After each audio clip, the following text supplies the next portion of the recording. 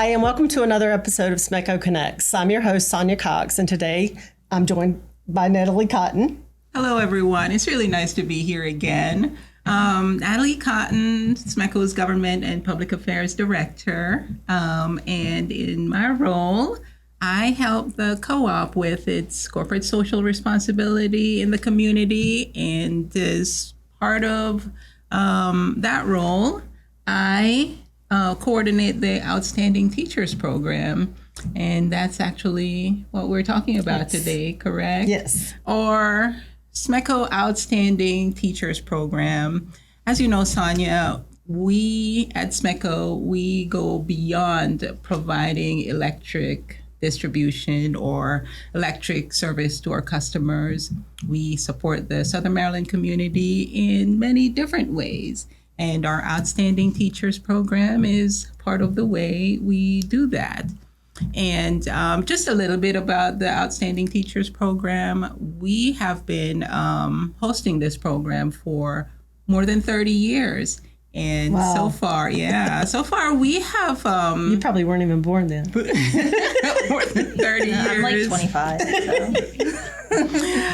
And we're talking to Ashley Knight, actually, from Patuxent High School. We'll talk to her shortly and hear a little bit more about what she does. But just to elaborate a little bit on the Outstanding Teachers program, again, we've been hosting the program for more than 30 years. And so far, we've recognized over 500 educators, Southern Maryland educators. And earlier this year, in April, we added 23 more teachers to that growing list. And really, why do we do this? And to answer that question, we're committed to supporting the Southern Maryland education community. And part of the way we do that is by supporting the teachers because they are educating our workforce, math and science and STEM skills. And those are the educators that we actually recognize at our event. Those skills are very important to us here at SMECO, actually to any business, to drive innovation and just to be more forward thinking in our just our everyday activities. And it's our pleasure to support the local educators in that realm. Mm-hmm. So I want to kind of introduce Ashley Knight from Patuxent High School. She was one of our honorees earlier this year, 2025 honorees, and she is a mathematics teacher. Hello, Ashley, and welcome to SMECO Connects. Yes. Thank you for having me. All right. Would you tell us a little bit about just your regular day-to-day as a teacher? Actually, introduce yourself. Tell us a little bit about your day-to-day, your hobbies, and some of the things you enjoy. Hobbies. So I'm Ashley Knight. I'm at Patuxent High School. I have been teaching I'm going into my 9th year of teaching. And I just love the story about how I ended up in teaching because math already has a negative stigma to it. And as a teacher, I feel like, at least my perspective is, I get put on a pedestal that I'm like this math genius. I'm really not. I got into teaching math because I struggled with it. And I'm actually grateful for my middle school teacher who wouldn't put me into Algebra 1 because I got C's in pre-algebra part 2. So at that time, they took away part 1 and part 2. So I took all of pre-algebra over, but it clicked. And then in my freshman year of high school, I took Algebra 1, and shout out to Bonnie Brown. Because I think she actually got the SMECO award. She was a yes. We recognize her. So she was my Algebra 1 teacher, and she actually gave me the academic excellence in Algebra 1. So coming from not being passed on to getting that, to doubling up in math to get to Calc 1, she pushed me into honors. So that was when I said, I want to do this for other students because I gained so much confidence in oh my gosh, I can do this hard math, like this scary thing. And so I went to community college, CSM, got my associates in teaching. I did go to Towson for a year, but transferred to St. Mary's College. I was a single mother. I had my daughter at 20, so I was a non-traditional college student. So was I. Yeah, it's always a fun experience. Me too. Yes. So I got my bachelor's degree in math, which I still look back and I don't know how, but I had no plan. I was like, I have gaps to be certified teaching, and thank God, because I didn't have a plan. I was like, I don't know what I'm going to do. Understood. So I applied. I was nervous. I was like, well, she reached out to me, so if I don't get in, but luckily I got in. It was a year program. I did the student teaching and everything. I did student teaching, St. Mary's. So I started at Spring Ridge, went to Chaptacon. I actually got a job offer at Chaptacon, but I knew I wanted to teach at Patuxent. And here's where Bonnie Brown comes back in. She was the department chair. So I reached out to her and I said, hey, I have this job offer. I don't know what, I needed a job. So I didn't know what to do, but I know I want to work there. She reached out to the principal. They got me an early interview. They knew they were having 4 math teachers leave. So I got in, and literally my dream job. I wanted to work where I went to school, and teaching's tough. As much education, student teaching you can do, nothing can prepare you for when you're in the actual classroom. But I knew I wanted to do hands-on. St. Mary's College did a really good job I was collaborative. Like, do you understand this and will you help me is what I needed. And talking out loud. And that's just what my experience was. And that's what I wanted to give to my students, which is a non-traditional teaching approach. Right. Traditional is you're in the rows, the teacher's up front, you're taking notes. But I felt like that didn't work for me. And that's not really where the world's going. Mm-hmm. So I wasn't willing to do that. I started and got my footing, and I got, first year, I've gotten pushback, just to put it that way. Of course. The collaboration, I'd rather students explain to each other. So it's like, I've gotten, well, you're not teaching. I'm like, you got to look at it differently, So, but I've just, I have a lot of good support at Patuxent High School. Shout out to Renee Saipa. She was also one of my teachers. And so obviously teaching is one of my passions. We can tell. That was really long. From your energy. It is very awesome. And there are so many different ways to learn. But just kind of back to how the program actually works. Mm-hmm. We get together, the math and science teachers, supervisors in each county serve on a committee with myself. And we gather together every September and we decide, hey, what's the program going to look like this year? And we have criteria for our honorees to meet, and it's an application process. So it's actually a nomination process, and anyone can nominate a teacher. We ultimately, as a committee, will select the best teacher. Well, not the best teacher, but winners for the SMECO award. And it's tough every year because teachers are just fantastic, and I feel like they don't get enough thanks and support. And so this is one of those programs where we are all in here at SMECO because, it's one of my favorite things that we do. And I really enjoy going to the ceremony every year. And the teachers bring their families and they certainly do. all that. And it's just really a nice evening and a way for us to say thank you. Mm-hmm. Absolutely. And our board members too are big supporters of the program. We actually recognize our teachers with yard signs that they can display in their yard, and the nice dinner that you mentioned, and they can invite their families with them. And we also give teachers a small cash donation, which I know many teachers, Sonja, use to to put back into the classroom. To absolutely buy Spend way too much supplies money. for the classroom. And then earlier this year, we recognized Miss Knight for her hard work, her dedication to classroom excellence. And tell us what that was like for you. So I can go through the whole story with that. So I was in my classroom one day, and Michelle Bell, one of the admin, she calls me on like the classroom phone, and she was like, "Hey, I just wanted to let you know you got nominated for SMECO Teacher of the Year." I was like, "What?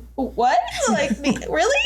And she was like, "Yeah." I was like, "That's amazing." And she said, she was like, "There is an application, you have to fill it out and stuff like that." And I'm very ambitious. And of course, like I already went to the website and had looked it up and went to go fill it all out. And she said, because I know you have to have recommendations, certain recommendations. So she said she got all that. And then I had the essay to write. And everything, in that whole process. And again, thank you for doing it, because, Absolutely. As a teacher, I don't do it for the recognition. Like, I want to impact students' lives in whatever small way I can. And so the fact to get recognized, like, don't want to get too emotional. But Just for doing something that you already Yes. enjoy doing. So yeah, like the little recognition. And so that process was amazing as well, because I did my side of filling it out, and going through the questionnaire of what have you done here, what have you done here. And like I said, I just do my job. I love my job and I'm passionate, so I don't really like look back on what I've done, but I had to. And I go, oh my goodness, oh I have done something at the state level. Oh, I do things at the county level. I'm like, wow, I really do a lot. And then the fact that one of my students wrote a recommendation, and I asked Michelle who it was, and she told me.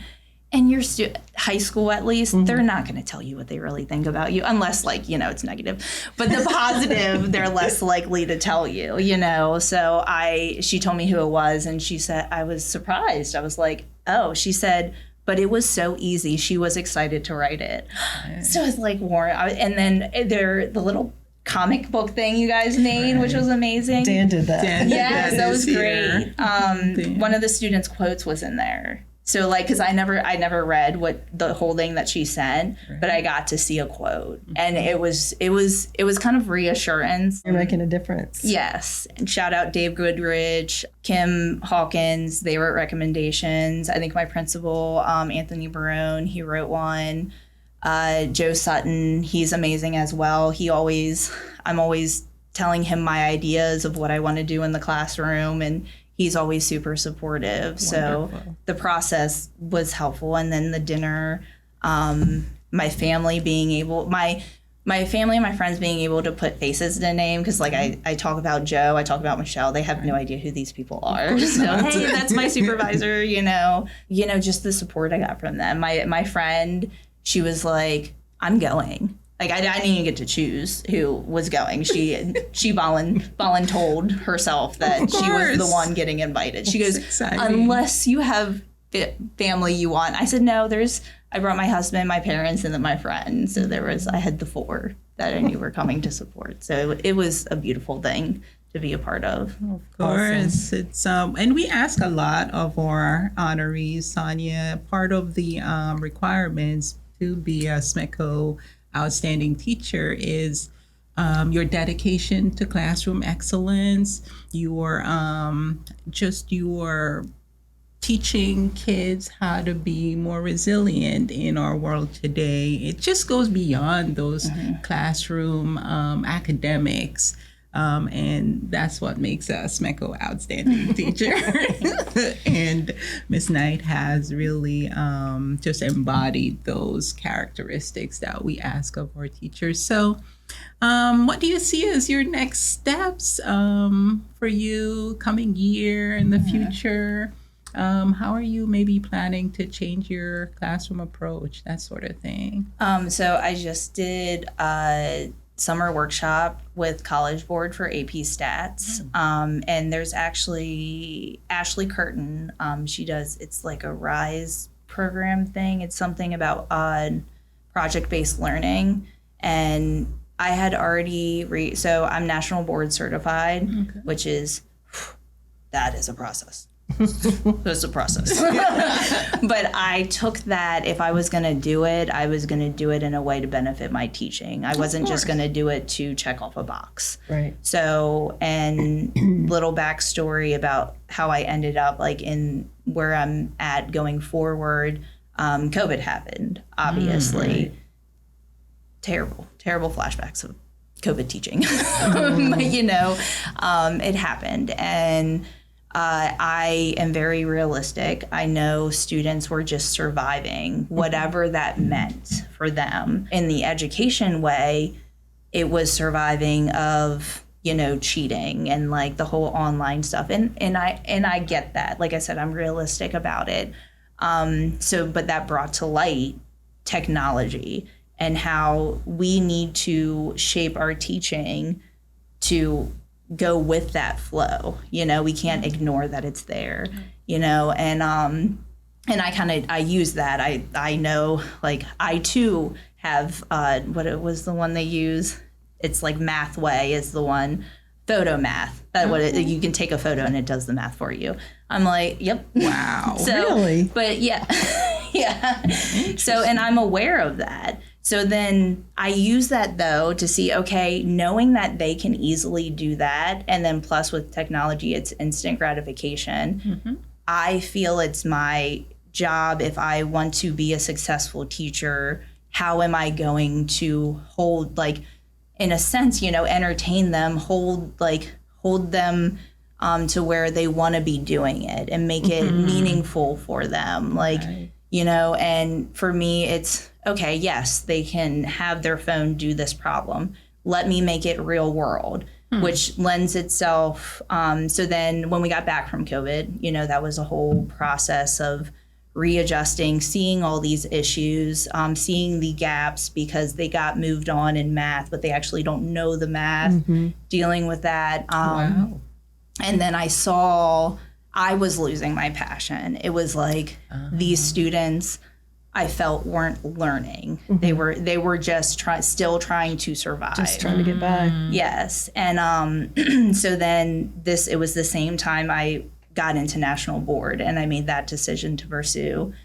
And then there was a book, Building Thinking Classrooms, and it's by Peter, cannot pronounce it last name, but Building Thinking Classrooms. If you're a math teacher, read it.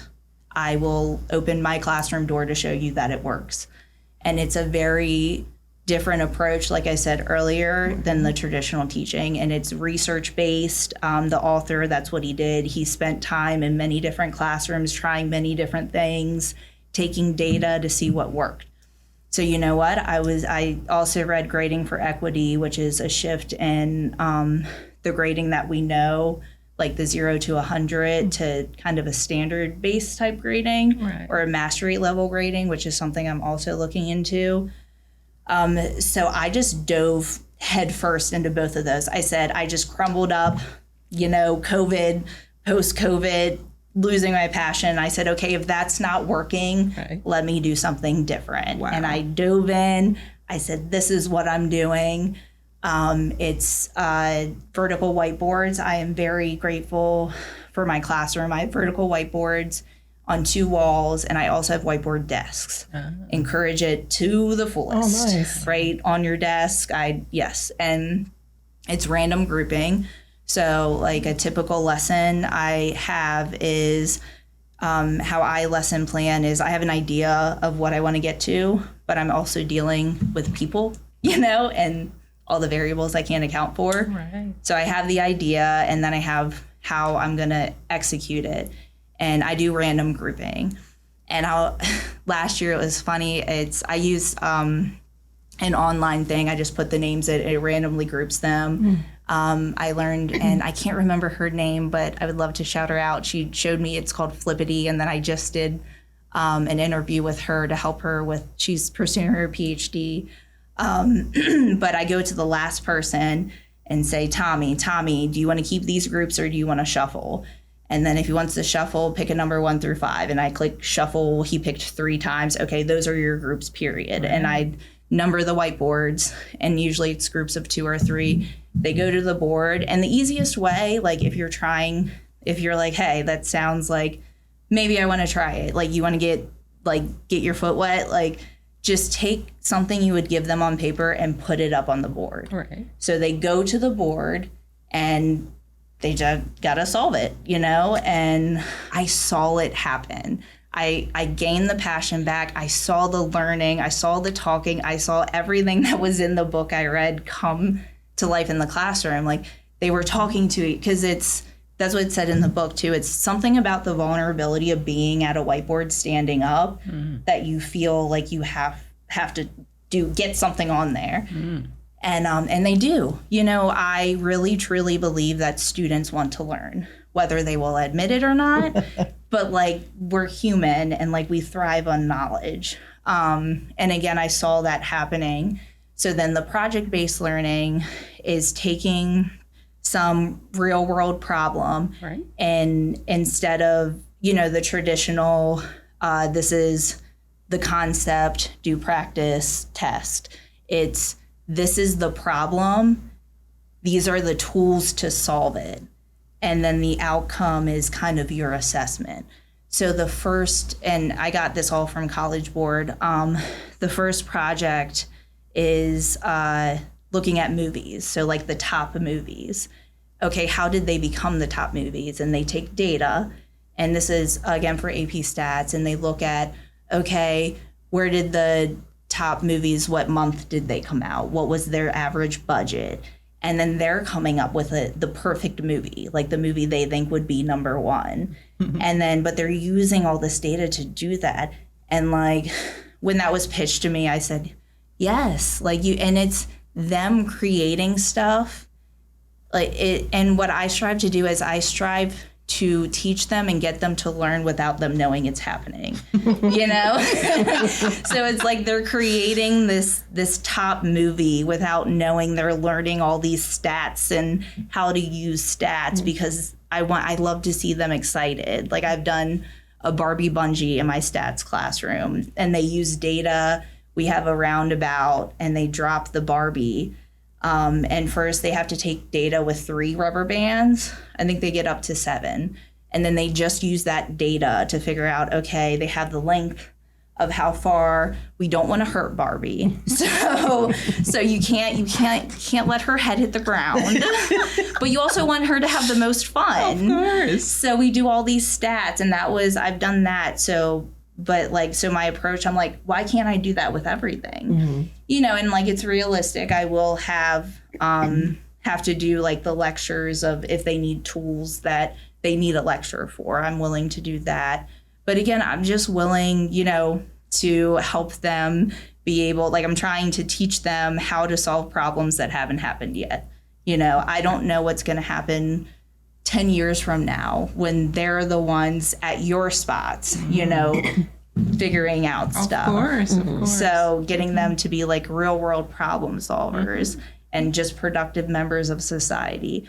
But to do that in the math classroom and to make math fun again and not have that negative stigma as much as it does. That sounds better than the way things were when I was in absolutely the traditional math, and that's what sets Miss Knight apart from and makes her a SMECO Outstanding Teacher, because you're teaching out of the box ways for kids to think, just making it fun. Absolutely. I know I was terrible at math, but you were in finance. That was my favorite. Correct. I was gonna mention that your financial background had to probably dabble in a lot of math, but thank you for all of your hard work and everything that you've you're doing to help educate our Southern Maryland community. It's important, it's urgent, it's vital for economic success and for business and for innovation, but I know the students are going to know now that you're actually teaching them, because here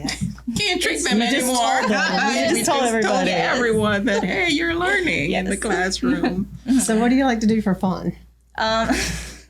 That's usually how we close out. When we talk about it. So I'm very active. I do Spartan races. I just did a Spartan race a couple weeks ago. I love escape rooms.